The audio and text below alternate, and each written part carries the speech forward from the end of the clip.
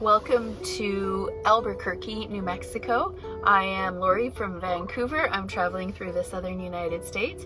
I just got back from Chiricahua National Park where there's gorgeous rocks and where I met horses. And those horses and that national park made me realize I know what I want to do with my life for the next year or so. So I want to share how I came to my decision to volunteer at a equine or horse therapy camp this summer, and 5 signs that I knew is the right direction to take, and 5 mistakes that I know that I need to avoid because I've made those mistakes in the past. When you're at a crossroads in life and you're not sure which direction to go or if you should do a particular thing, the first sign is the one that is most obvious to you, which means you keep coming across, for me, it's horses, and you keep dreaming about them, and you even keep having experiences that are so fulfilling and beautiful with that particular thing that it kind of changes your life. For instance, I was at a ranch in southern Alberta in its camper van driving through, and I stopped and I visited the horses there, and one of the horses, he and I just bonded, and I was stroking his nose and his big soft velvety nostrils and scratching behind his ears and under his mane. He started to fall asleep. His big huge eyelashes started to close, and it was just so beautiful, and I just thought, I love horses so much. I was visiting my mom in Prince Albert, Saskatchewan. She lives in a group home for adults with physical and mental health issues, and the woman who takes care of my mom and several other ladies in the house also breeds horses. So every time I go out to visit my mom, I also get to see the different horses, and my mom's caregiver also sends me pictures of horses and all that.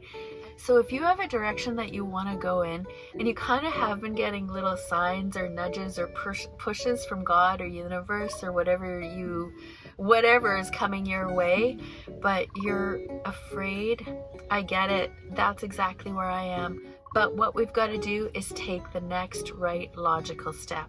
For me, that means doing some research. Are there horse therapy camps? I have my work cut out for me. Just a little bit of research.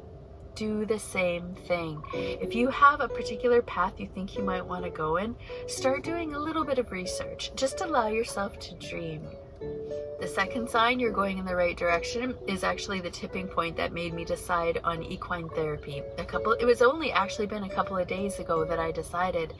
And that was, I kept thinking, if I had my life to live over, or in my next life, I would love to work with horses or be with horses in some way. And then I realized, wait a minute, I'm only 52. I'm at a crossroads. It's something I've always wanted to do. The mistake is thinking that I'm too old and that I have no experience. Who would want to hire or have me volunteer? I actually have health issues. I've got osteoporosis. If I fell off a horse, or if a horse stepped on my foot, I'd probably be on crutches forever. But it's a really, really big and serious mistake that we put up obstacles and roadblocks in front of ourselves.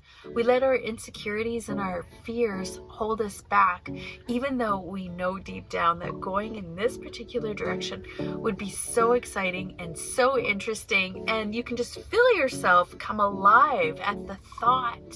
Stick with your heart. Don't let your age, your financial situation, your relationships, your family, don't let any of that get in the way. The third sign, this is a good one. I have a little sister. She's actually not little anymore. She's 21 years old, but we were matched through big sisters and little sisters when she was 11.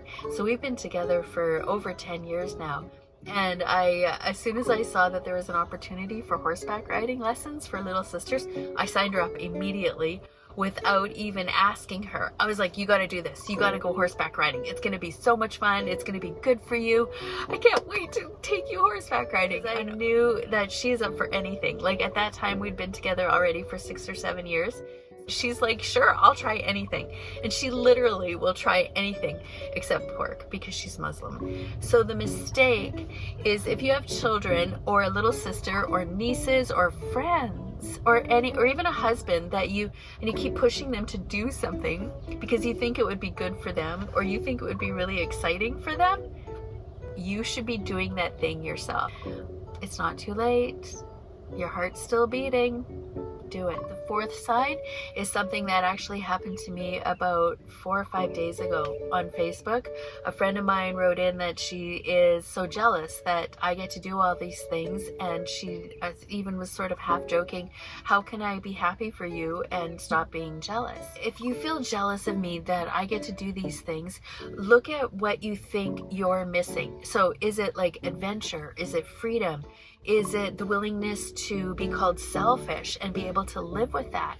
So what is it in your life that you're missing, and how can you weave that into your own life?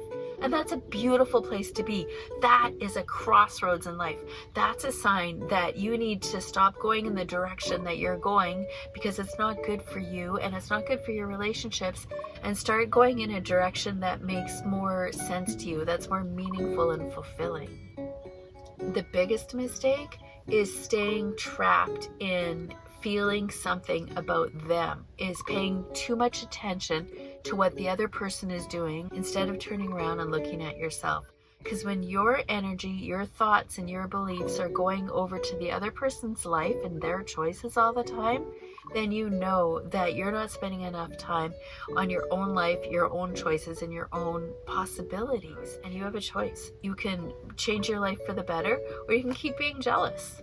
The fifth sign that you should take a particular step or go in a particular direction is that you are so sure and excited, but yet scared and nervous, and you're still filled with what ifs, but you are so certain that this really is the right thing, is that you don't mind what people think. Because you know, like me buying this camper van and separating from my husband, I just know it's the right thing for both of us. And it's still a struggle. It doesn't mean every day is like, yay, I can't believe I'm doing, and actually I am very, very happy doing this. I know it's the right thing. If you really know it's the right thing, if you are getting a sign that you should go in that particular direction, you are willing to live with the pain and the grief and the hardship.